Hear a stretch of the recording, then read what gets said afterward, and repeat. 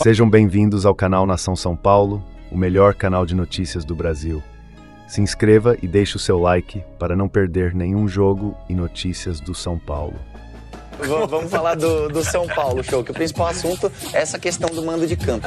Quem que tá certo? A federação que passou o jogo para segunda-feira ou o São Paulo que tá reclamando? O São Paulo acho que não tem motivo para reclamar não, Fred. Eu acho que o Palmeiras obviamente tem esse direito de você escolher, até porque teve uma pontuação maior do que a do São Paulo. E você jogar na segunda-feira, tem jogo toda hora segunda-feira, não tem motivo nenhum. Acho que é só mais um assunto para fomentar, para criar uma rivalidade maior para esse grande confronto que é essa semi do Paulista. A polêmica continua ou estão todos mais calmos? Como diz a presidente, o Edu. Tudo bem, Bruno? Como é que você tá? Muito bom dia ao Jailson Marra, o fã de esportes. Olha, Bruno, a polêmica vai ser até segunda-feira, 8h35, uma hora antes do jogo, quando saírem as escalações. Aí a gente vai passar a discutir se os técnicos acertaram ou não os times para o jogo das 9h35. Não tem jeito. Mas é claro que hoje, apesar do calor, o fogo está menos intenso que ontem, né? Porque ontem o São Paulo fez protesto, não participou desse conselho técnico virtual, então só participaram 3 dos 4 semifinalistas. Depois o São Paulo soltou uma nota, o principal argumento da nota era o fato de datas nobres para grandes jogos do futebol serem sempre sábados e domingos, mas na verdade o que incomodou bastante, até indignou o São Paulo foi, primeiro, já saber na noite de segunda-feira que a situação, embora não oficializada, já estava resolvida. E segundo, claro, o São Paulo queria tentar não jogar no Allianz Parque. Por mais que o gramado sintético sempre seja a primeira justificativa, e nesse caso não valeria, porque o de Barueri também é sintético, mas a pressão de jogar no Allianz Parque é muito diferente do que jogar em Barueri. Por mais que o torcedor do Palmeiras lotasse Barueri, não é a mesma coisa do que jogar no Allianz Parque. Dito tudo isso, o Palmeiras não se manifestou, a Federação Paulista não se manifestou e agora os dois times vão resolver a parada mesmo dentro de campo e já estão trabalhando. Na verdade, o São Paulo só se reapresenta hoje à tarde aqui no CT da Barra Funda. O Palmeiras já está trabalhando desde ontem. E aí a gente vai perceber quais serão as estratégias das duas equipes. O Palmeiras, além do Allianz Parque, além de ter feito uma excelente partida de quartas de final, talvez a melhor entre os 4 grandes, tem a possibilidade de estreia do Vitor Roque. A gente vai falar muito disso ainda nesta edição do Sport Center. E o São Paulo tem quase todo mundo à disposição, porque agora estão voltando o Luiz Gustavo e o Juan. Não são titulares absolutos, mas o Luiz Gustavo é uma boa opção se quiser ser mais forte na marcação de meio de campo para substituir o Pablo Maia. A gente vai acompanhar durante a semana a preparação das duas equipes até segunda-feira. E aí, Bruno, polêmica mesmo, pode ter certeza, vai ser depois do resultado, de quem se classificar para a final do Paulistão. Não tenha dúvida, alguém vai reclamar de alguma coisa. Mas aquilo que eu falei, o Prihal, o importante é classificar, é passar. Tirou aquele peso, de repente, ser o único grande que não passou. Poderia custar emprego do treinador. Então, assim, que eu acho também que é um exagero. Eu acho bom o treinador Zubeldia. O São Paulo chega forte, chega, para mim, o Palmeiras também não vem desempenhando um futebol brilhante. Pelo contrário, tinha dúvidas de classificação, correu sérios riscos para classificar, né, para esse mata-mata que ele venceu com sobra do São Bernardo. Mas assim, a vantagem do Palmeiras, jogar em casa, jogar no seu campo. Mas é clássico, é confronto muito equilibrado. Eu acho que o São Paulo tem condições, tem time, tem bons jogadores para esse duelo ficar equilibrado. Breiler, no gol do São Paulo, o que você colocaria como máximo destaque? O lançamento do Oscar, a persistência ali e a jogada do Lucas, ou você como bom centroavante, a maneira, você deve ter reparado nisso, como o Caleri se desvencilha do seu marcador, do zagueiro. Porque pareceu que foi fácil, ele só foi ali para cumprimentar.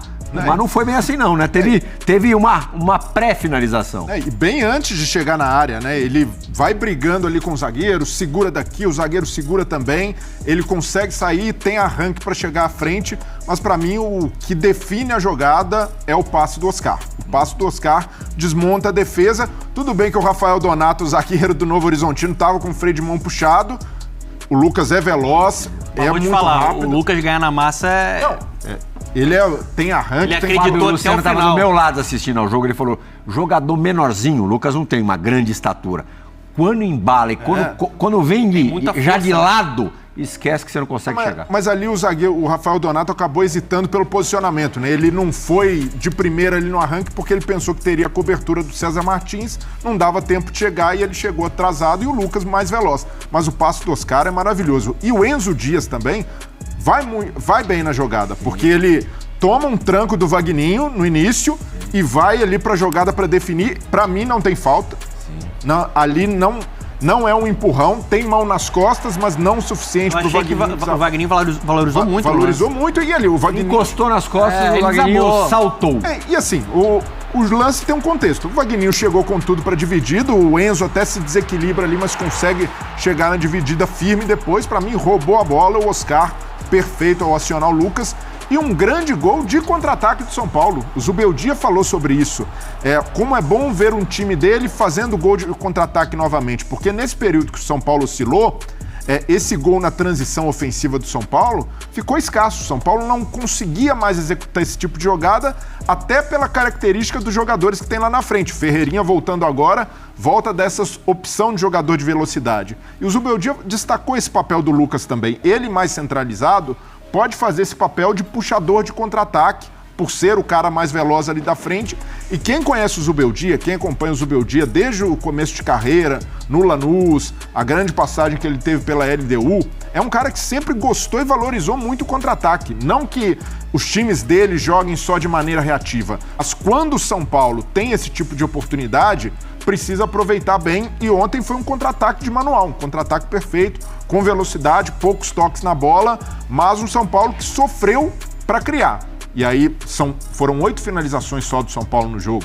Então, num jogo de quartas de final, num jogo de mata-mata em casa, precisa produzir mais ofensivamente. E mesmo a gente ressaltando a competência defensiva do Novo Horizontino. Mas não é um jogo ainda para tirar lições, para que o São Paulo possa produzir. O sistema é novo, né? Não, o sistema é novo e sem o Luciano tem um impacto.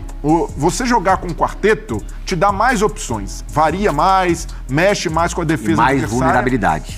Porém, muito mais vulnerabilidade. O time fica visivelmente mais equilibrado e não é culpa do Luciano. É porque alguém precisa sair para gerar essa compensação. E ontem o São Paulo, pelo menos, como a gente estava falando aqui no começo do programa, não sofreu tanto. O Novo Horizontino conseguiu chegar mais com chute de longa distância. Não foi um jogo em que o São Paulo ou o Rafael foram tão exigidos defensivamente. Então é isso para o Zubeldia ajustar. Ter um time mais equilibrado, mas ao mesmo tempo que não perca tanta potência lá na frente. Até sobre isso, depois a gente pode até voltar também a analisar a jogada do Enzo Dias. Para mim também, jogada normal. A gente fica toda hora, né, dona, batendo na tecla de que os árbitros não devem marcar faltinha. Deixa o jogo rolar. E sempre usando a Premier League como exemplo maior. Na Premier League, aquele lance jamais seria falta, né? Também acho que não. Pra mim não foi falta, tá? Eu sei que tem colegas, né, tem torcedores que acham que foi falta, mas pra mim o Vagninho valorizou muito. Podemos então arrematar na análise e depois eu também quero ouvir o Zinho a respeito desse lance. Sim. Eu acho que sobre o jogo de ontem, primeiro, o São Paulo não enfrentou qualquer adversário. Tá aí o lance, né? Você tem um contato, o Vagninho sente o contato, valoriza, desaba, dá uma piscinada e pra mim, isso aí é do jogo, totalmente do jogo. Vai jogar uma peladinha com seus amigos, esse lance acontece e pra mim ali o Vagninho deu uma valorizada. Sobre o primeiro tempo do São Paulo, eu achei muito ruim. E aí, ruim? Eu achei ruim porque foi um São Paulo muito passivo, muito lento com a bola. Muito lento, muito previsível. Tá certo que o Zubeldia mudou um esquema agora, e os jogadores ainda estão, né, se adaptando. Em poucas oportunidades, a gente viu uma combinação entre Oscar, Lucas e Calheri. Quando isso acontece, o São Paulo funciona, né, nessa parte da criação. E achei que no segundo tempo o São Paulo, não sei o que se passou no intervalo, mas ele voltou com uma outra postura. Ele voltou com outra dinâmica, né? Mais pegada. E aí o jogo acabou saindo, acho que foi um belo gol do São Paulo, coletivo, começando com o Enzo Dias. O Oscar no passe diferente. É o cara que enxerga o que muito jogador não enxerga. E ele ali criando, de fato, é um maestro para esse São Paulo. Mas, para mim, o grande mérito do gol é do Lucas. Muito acima da média. Que jogador é o Lucas Moura. Não é um jovem jogador, mas é impressionante como ele atropela em velocidade. E assim, ganhou na massa, acreditou e ainda tomou a melhor decisão possível, que foi o passe pro Calheri. Tem jogador que consegue ganhar em velocidade, mas aí tenta... Se vocês repararem, ele toma um tranquinho do zagueiro do Novo Horizontino quando entra na área. Sustenta. 90% dos jogadores brasileiros cairiam ali. Ele não cai. Isso é uma característica que eu gosto muito do Lucas. Ele é um jogador que visa o gol. Ele é muito objetivo, muito eficiente. Mas cairiam pra serem premiados com o pênalti. Sim, exatamente. Ele não. Ele quer o gol e ainda foi, né, totalmente solidário e inteligente para dar o passe para o Calleri. Esse trio é, de fato, muito bom do São Paulo. E eu queria aqui, Plihal, eu sei que você gosta muito e sempre elogia esse jogador, mas, de novo, eu gostaria de ressaltar a atuação do Alisson. É impressionante como ele se tornou um dos melhores volantes do país. Um jogador que era um ponta, né, um meio atacante, desde a época quando o Dorival tá jogando ali, e ontem jogou como primeiro homem de meio campo de novo, hein? Porque com o Pablo Maia ele joga como segundo. E ele joga bem nas duas funções. Seja como primeiro ou como segundo, é um motorzinho, é um cara que se dedica, que marca, que conduz o meio campo. Foi um guerreiro ontem, salvou o São Paulo em algumas oportunidades em lances que poderiam, né, gerar algum tipo de perigo. A gente fala muito do Lucas e tem que falar de Oscar, de Calleri, mas assim, pra mim o cara que faz esse time ser o time equilibrado, que faz o time funcionar da melhor maneira possível é o Alisson, cara. Eu sou fã, não só do jogador Alisson, de tudo que ele tá jogando, mas da história dele, né? A gente viu aqui, né, no Bola da Vez, né? De como ele é um vencedor na vida, como ele conseguiu se reerguer, e ontem, mais uma vez, foi um símbolo desse São Paulo do Zubeldia. E só pra terminar, eu acho que o São Paulo precisa melhorar quando enfrenta o adversário mais fechado, acho que quando precisa propor jogo, precisa mais ideias, mas eu acho também que a pressão em cima do Zubeldia é extremamente exagerada.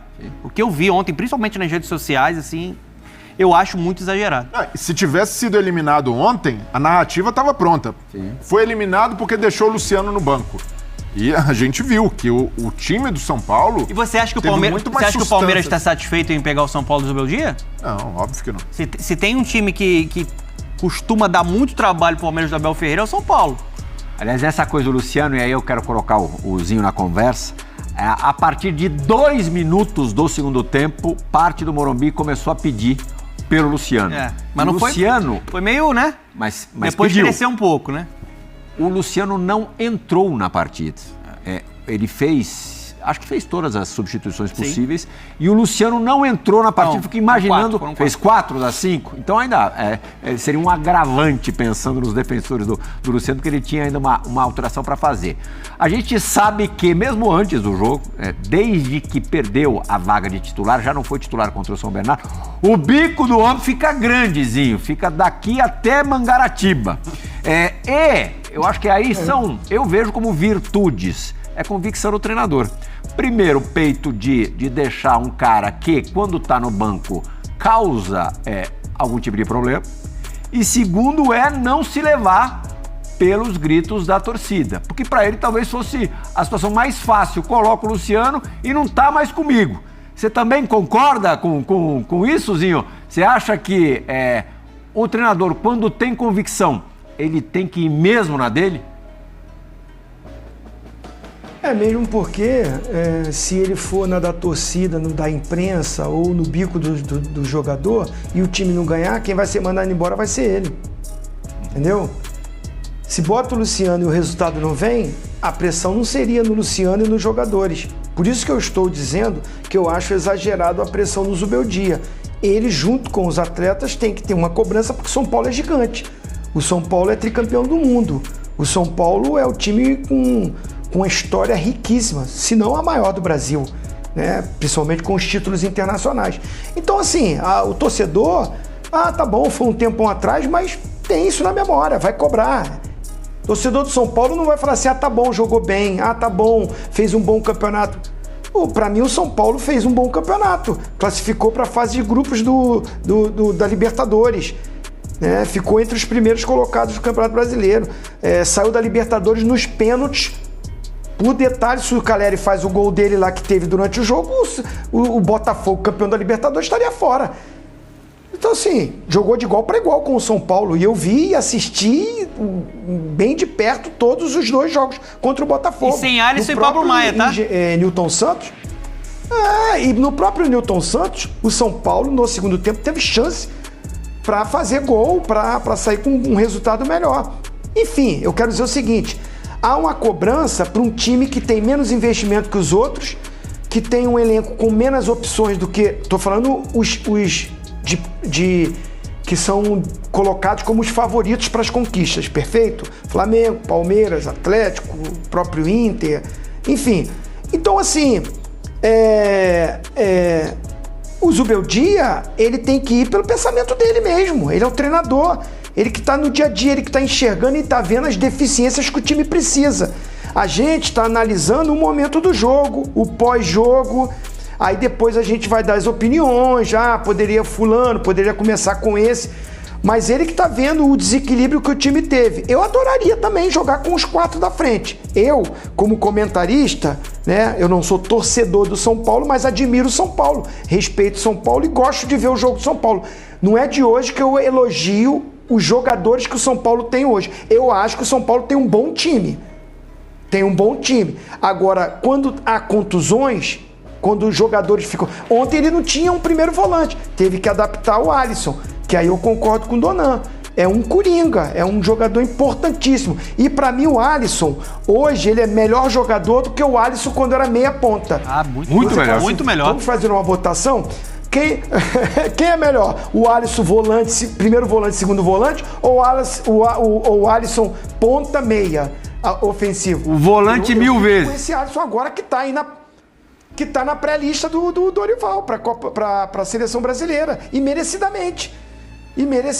Então, assim, eu acho que o Zubeldia tá buscando um equilíbrio e uma segurança para a equipe dele, porque vem compromissos mais complicados e você ficar tão vulnerável. Agora, não quer dizer que o Luciano não vai jogar, porque aqui vai a minha opinião. Eu gosto demais do Luciano.